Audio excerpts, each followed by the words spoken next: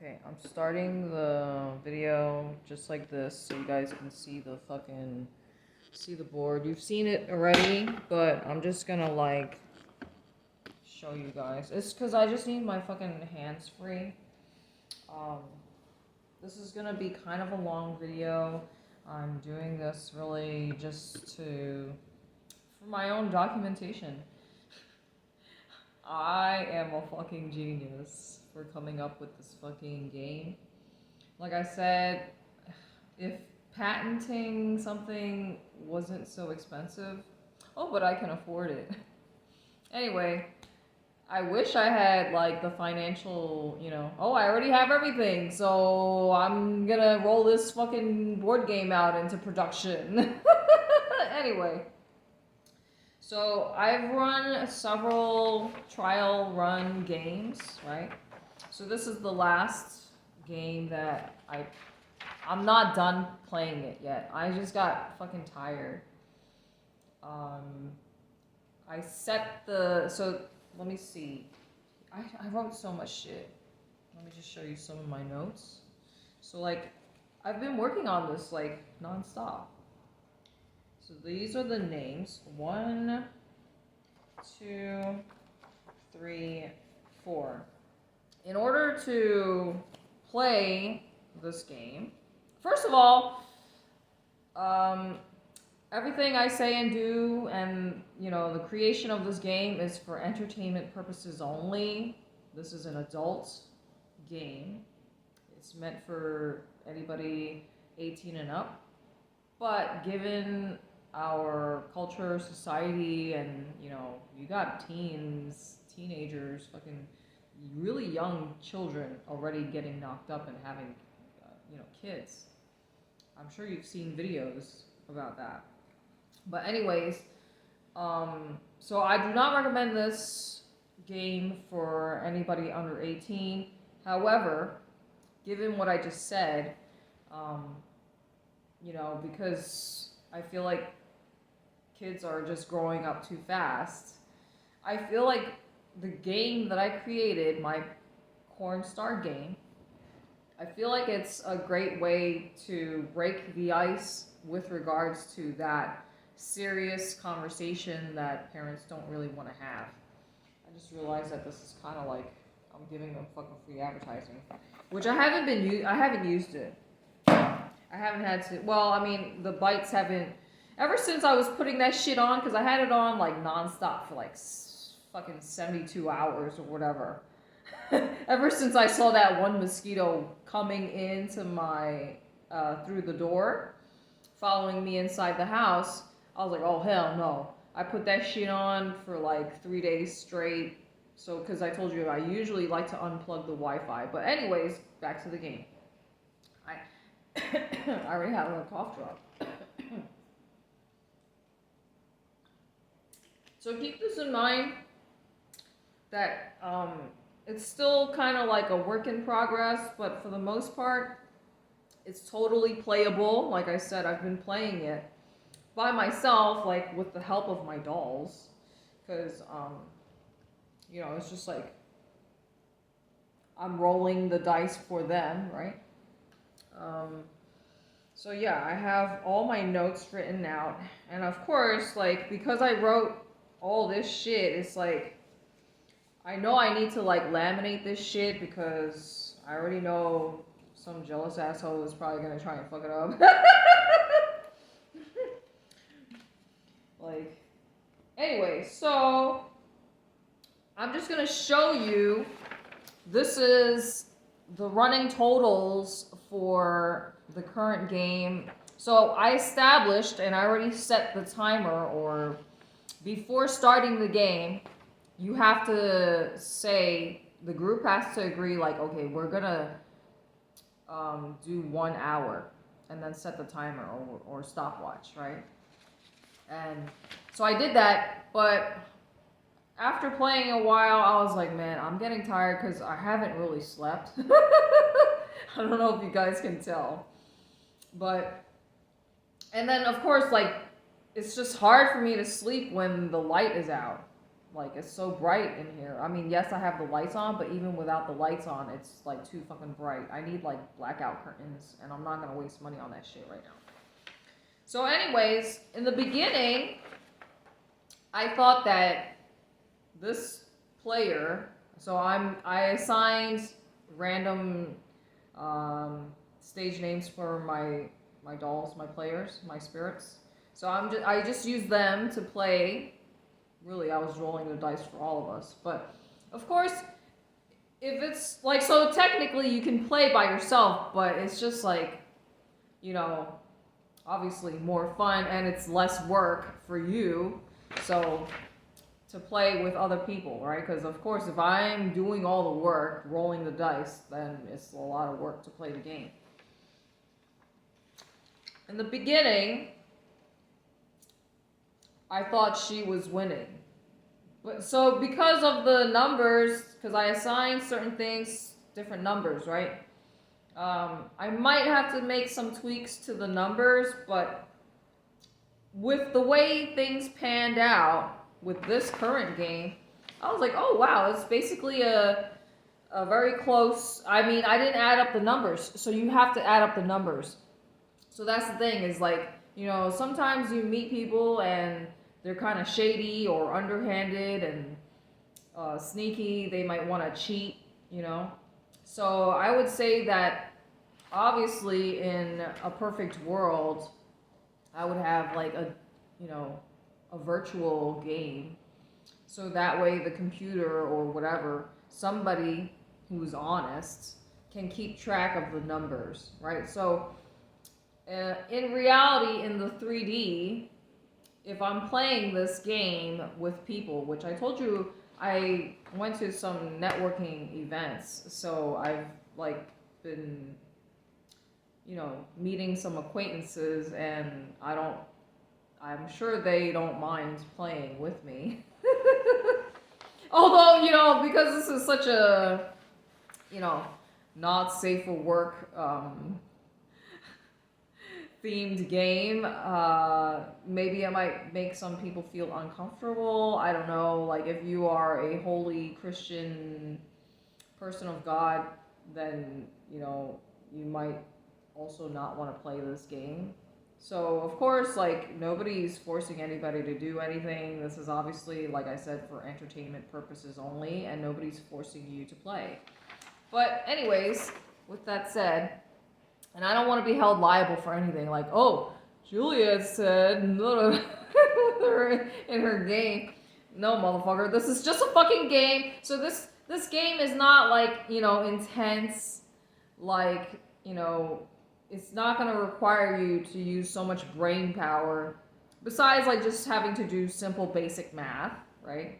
It's not like Scrabble where you're going to like constantly thinking about, oh, what word combinations you can come up with. Like that's in my mind, like those types of strategy games like chess, that's like really stressful because you're constantly thinking about what's your next move, you know, what's the best approach to try and win.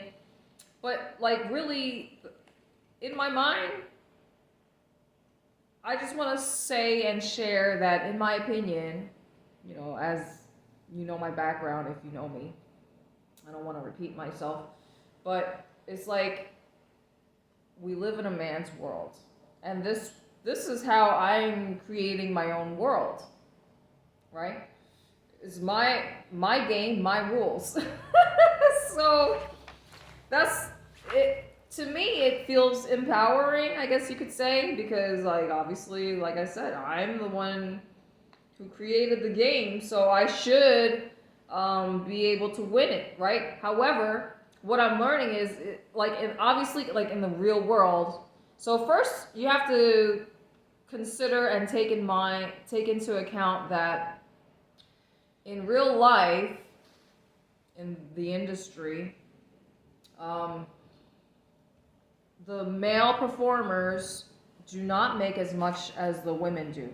So I mean, I did some basic Google searches before, you know, trying to figure out all the numbers. Of course, the numbers are not going to be exact, but like I said, the numbers, it's like, of course, it's a little, probably slightly exaggerated, because it's like, well, I want to manifest, like, you know, more money, right? So it's like, well, whatever you focus on is what you manifest.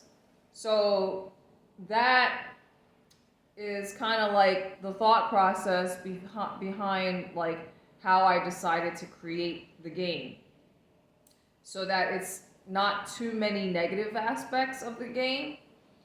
Because like you could always introduce more negativity, right? But I try to infuse as much positive, winning events that can, occasions that can take place within the game.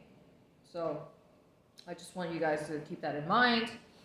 I did mess up because I told you I am juggling so many things, trying to do everything. So it's like the important thing is with the game pieces, like, you know, it's all about spending money, space, energy, time, money, right? I just thought like something small. I want something lightweight, easy to carry, right? Because eventually everything adds up, right? So far this is what I got.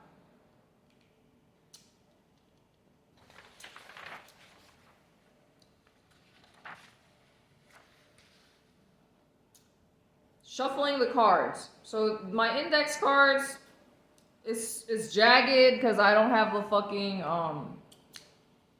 the paper slicer thing majigger.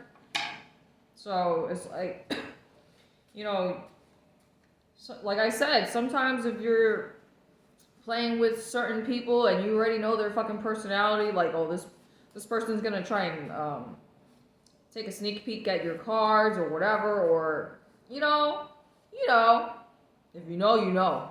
There's some people who are just not as honest as all the rest of us, right? So it's important. Like, I have to put all these things in writing into the official rules. Like, you know, let's just say every Coinstar player can shuffle the card deck, but once you all agree that you're done shuffling, you know, that's it. You cannot touch the deck anymore, right? And once you draw a card, so like let's just say we draw a card. So this is your card. If you draw a card, you have to hang on to that card. You don't put it back into the deck. So really, it's just like, I guess I'm gonna make more videos and talk about it, but like at the same time, it's like, well, oh well, I have a fear that somebody's gonna steal my idea. Like, okay, if you're not doing something wrong unless you're not doing something right unless if somebody wants to copy you, right? That's just like a mark of your success, right? If you were a loser, why would anybody want to copy you? Right? It's kind of like, so for example, like Ariana Grande, right? She's got a doppelganger. And Taylor Swift, right? There's people who, you know, for whatever reason, they don't want to be themselves. They'd rather be, you know, copying a famous person. So anyways, this is my idea. Whoever tries to steal my idea, that obviously it might be annoying, but then at the same time, it's like, well, obviously I have really fucking awesome, unique ideas. Otherwise, why would anybody want to steal my idea? So the reason why I'm documenting these videos is because it's like, bitch, this is my idea. I came up with this fucking game. This is my fucking game. So I told you this is a watered down version of the game. Because of course, I can't show every single fucking thing on, you know, safe platforms. So if this is, you know, is not, you could pay pretty much, it's codes, right? I have a key. So I had to do this 2 times because the first time I wrote the rules in detail. You see how much writing I had written? And then I just did another one as a quicker reference, right? So whenever I finally decide to play this game in real life with real people, I'll probably just like, um, I'll, I'm also like kind of a clean freak, so I don't want other people's germs. I mean, it's best if I laminate all this shit because they're gonna like bend it or whatever. Anyway, so what I will do when it comes time to actually playing with actual people, I mean, you have to pick a Cornstar stage name. So that's number one. I have to write this in the official rules. So first, you have to pick your Cornstar stage name. I also will mention that you can bring your own unique game piece to identify your player, and it should be small, and it should not be yellow, so that way it doesn't camouflage with the fucking board. I'm gonna go out and buy like a few more pieces just because, like, for example, there's a baby card. So if you have a baby, then you're gonna have to take. I'm gonna use it as a prop, obviously. So that way everybody knows that you have a baby. And well, if you get the baby card, that sucks. I mean, because obviously that's an expense. So of course the goal of the game, the object of the game, is to make as much money as possible in your line of work, right? As a Cornstar. But let's see. The most important thing I told you, you have to establish how much time you want to spend playing. So when the time is up, then you total up the score or the numbers you have to do. Like, so if you're good at math, you'll just do the calculations instantly. But of course, I don't like looking at numbers. So, but in this one, it was a close. It's really close. You could tell. I mean, because so this is what happens. If you pull a baby card, so she got a baby right here.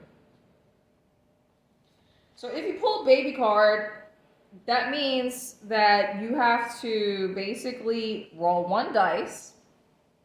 And that number, so like let's just say you roll a 6.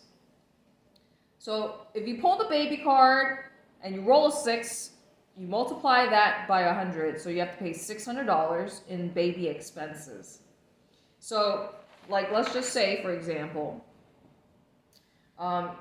you land on this space. So the beginning of the board is right here, and you pulled the baby card on this spot. So if you pulled the baby card here, you paid the $600. So you roll the dice. So you got a 6. So you pay $600. Then for the rest of this rotation, this turn, right? So you landed here. You have a baby. Then whenever it's your turn and you land on these, the rest of the tiles or whatever spaces, you cannot work those jobs. So these things on the board, basically, most of them represent job opportunities in your line of work, right? So let's just say if the player is here, they get a baby. That means 1, 2, 3, 4, 5, 6, 7, 8, 9, 10, 11, 12. So you want to like roll as high of a number to get to the next rotation. So let's just say I'm going to roll the dice, okay? Just to give you an example of the play. So I'm going to roll the dice. You're not going to see it, but... Oh, shit. So now I rolled a 7. So if you're here, You do 1, 2, 3, 4, 5, 6, 7. Oh, star. Well, that's too much to explain. But basically, the player, she cannot work this job. That means she has to pass it off to the next person. When you roll this, now this video is getting really fucking long. I really hope that I don't have any issues uploading this fucking video. I feel like I should probably start a new video. So this is going to be part 1 because 20 minutes is too long, okay? So in the next video, I'm going to start at star. I'm not going to explain anything. I'm just going to say part 2.